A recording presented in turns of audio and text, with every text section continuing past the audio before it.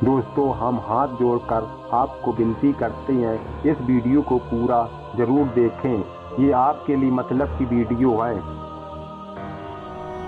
दोस्तों, हम लोगों को हमेशा लगता है कि पुण्य कर्म करने वाले को स्वर्ग की प्राप्ति होती है तथा पापी नीच क्रूर लोगों को नरक में जाना पड़ता है, लेकिन आप गलत हैं। इस कथा के माध्यम से हम आपको बताएंगे कि स्वर्ग में जाने का असली हकदार कौन है और वह कौन से कर्म है जिससे आपके सारे कष्ट और पाप समाप्त हो जाते हैं। तो आइए दोस्तों, जानते हैं इस पवित्र कथा के माध्यम से। दोस्तों, एक बार धरती लोक पर 4 व्यक्तियों की मृत्यु एक ही साथ हुई थी। वे सभी लोग विचारों में अलग अलग प्रदेश के रहने वाले थे। केवल सहयोग से ही उन चारों का अंत एक ही समय में हो गया था। एक ही समय पर यम के दूत उन चारों को लेने के लिए आए थे। मरने वालों में एक तो किसी प्रदेश का राजा था, दूसरा बड़ी धनी व्यापारी था, तीसरा एक पूजा पाठ करने वाला पंडित था और चौथा गरीब मजदूर था जो दिन भर मेहनत करके अपने परिवार का पालन पोषण करता था।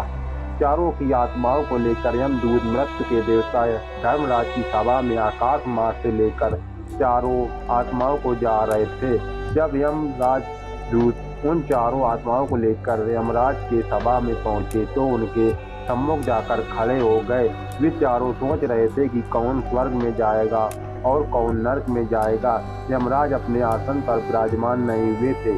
उससे पहले चारों आपस में बातचीत करते हुए स्वयं को ईश्वर का मिलना चाहिए यह कहने लगे। सभी पहले राजा को कहने लगा, देखो मुझे तो धर्मराज पक्का स्वर्ग में ही भेज देंगे, क्योंकि मैं एक विश्व विख्यात राजा हूँ। मैंने अपने अनेक सदा कर्मों से धरती लोक पर अपना खूब नाम कमाया है और चारों तरफ लोग मेरे अच्छे कर्मों की चर्चा करते हैं। कभी भी कोई मेरे द्वार से खाली हाथ नहीं गया। जो भी आया मैंने उसे इतना दिया कि वह जीवन भर मेरा नाम नहीं भूल पाया। हर तरफ मेरे नाम का यश गान हो रहा है। मेरे द्वारा लुटाए गए दान से लाखों लोगों को खाने को अन्न मिला और रहने को आसरा मिला। इसलिए मेरे कर्मों को देखते हुए धर्मराज मुझे पक्का स्वर्ग में भेजेंगे। दोस्तों, राजा की बात सुनकर वह धनी व्यापारी कहने लगा, हे भाई, मैंने तो पृथ्वी लोक रहकर खूब धन कमाया है और उस धन में मैंने लाखों लोगों की सहायता की है।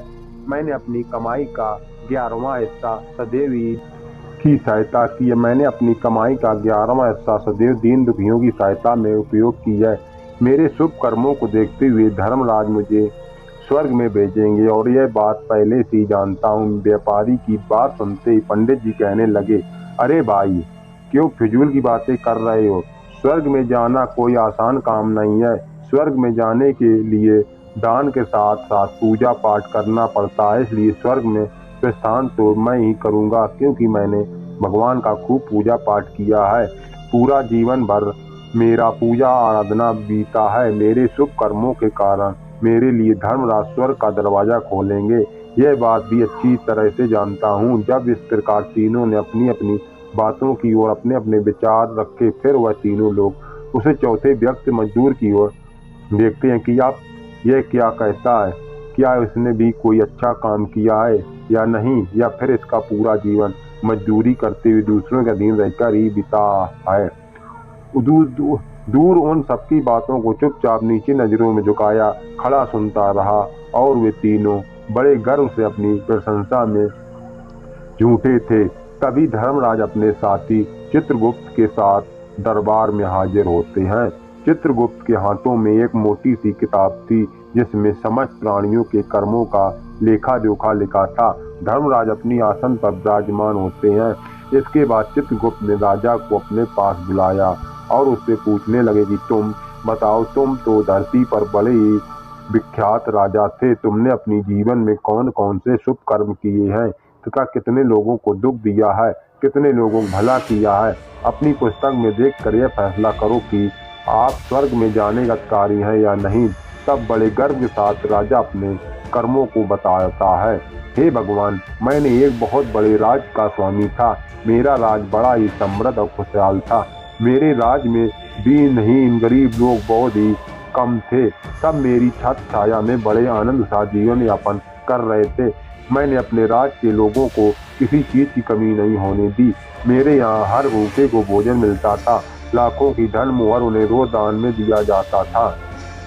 लोग मुझसे बहुत खुश रहते थे। दिन रात यही मेरे जीवन के अच्छे कर्म है। राजा की बात सुनकर चित्रगुप्त ने अपनी पुस्तक उठाई और उससे देखने लगे। पुस्तक में देखकर उन्होंने राजा को बताया कि तुम जो कह रहे हो वो सर्वदा सत्य है। तुमने अपनी प्रजा को बहुत सुख दिया है, परंतु इसके साथ साथ तुमने बहुत बड़ा अपराध भी किया है। तुमने अपनी राजा की सीमा को बढ़ाने के लिए जितने युद्ध लड़े हैं, उन युद्धों में हजारों लाखों संख्या में सैनिकों ने अपने जान गंवाई है। उन सबकी मृत्यु का कारण तुम बने हो। उनके परिवारों को, उनके बच्चों को अनाथ करने वाले तुम हो। उनके स्त्रियों को विधवा बनाने वाले भी तुम हो। उनकी माँ की गोद भी उजाड़ने वाले भी तुम हो। सैनिकों के हजारों परिवारों को हमेशा दुख दिया है। युद्ध लड़कर राज बढ़ाने से अच्छा था कि तुम अपने पड़ोसी देशों से मित्रता करके उनके साथ व्यापार बढ़ाते। आपका राज तब भी समृद्ध और संपन्न रहता। तुमने अपनी प्रजा को नहीं, सैनिकों को सुखी बनाया, इसलिए तुम स्वर्ग के अधिकारी नहीं हो। यह बात सुनकर राजा चुपचाप पीछे हो गया। उसके बाद चित्रगुप्त ने व्यापारी से पूछा, अपनी धरती पर कौन से अच्छे कर्म किए हैं?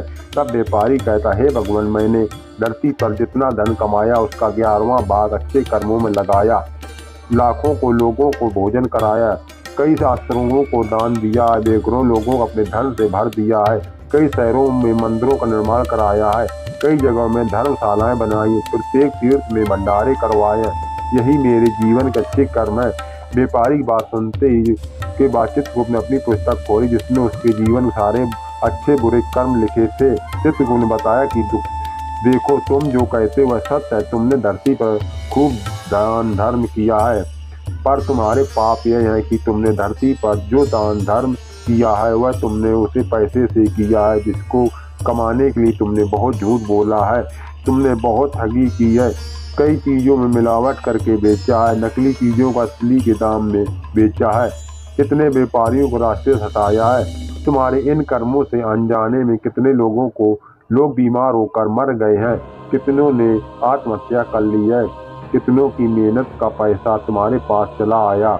उन सब लोगों की बददुआ तुम्हारे साथ है। तुमने जो कुछ भी अच्छा काम किया हुआ है कर्म शून्य हो गया, इसलिए तुम्हारे पास भी तुम्हारा कोई शुभ कर्म नहीं है।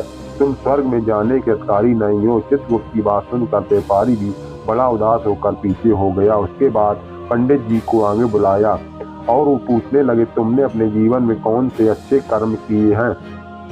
तब पंडित जी कहते, हे भगवान, मेरा पुण्य यह है कि मैंने हजारों लोगों को ज्ञान दिया है, हजारों यज्ञों का अनुष्ठान में संपन्न कराया है, हजारों को घरों में पूजा पाठ कराया है, दिन रात मैंने ईश्वर का जप तप किया है, हजारों कन्याओं का विवाह कराया है, लाखों पिंडदान श्रद्धा कराया, अनगिनत लोगों को मार्गदर्शन किया है। इससे ज्यादा शुभ कर्म और क्या हो सकता है? तब चित्रगुप्त अपनी पुस्तक में देखकर बताते, हे पंडित महाराज, आपका कहना सत्य है। आपने वास्तव में हजारों लोगों को ज्ञान दिया है, लेकिन उस ज्ञान में स्वयं कभी अमल नहीं किया है। आपने सैकड़ों यज्ञ पूजा अनुष्ठान करते, पर उसको निस्वार्थ भाव से किया, कोई भी कर्म नहीं था। तुम हमेशा से धन के लालची रहे हो, इसलिए तुम स्वर्ग में जाने का अधिकारी नहीं हो। अब तो दान होते हुए पंडित जी भी पीछे हो गए। अब बचा है केवल मजदूर। यह सब देखकर बड़ा हैरान था कि अब तक वह जिनको बस इतना महान समझ रहा था उनसे भी कोई भी स्वर्ग का अधिकारी नहीं रहा। तो मैं किसे स्वर्ग में जा सकता हूँ? मुझे तो स्वर्ग की कल्पना भी नहीं करनी चाहिए, क्योंकि मैं तो कभी पूजा पाठ जप तप दान करने के लायक भी नहीं था। शुभ कर्म कहाँ से करता? तो मेहनत मजदूरी करके सारे जीवन अपने परिवार का भरण पोषण करता रहा। वह मजदूर यह सब बातें सोच ही रहा था।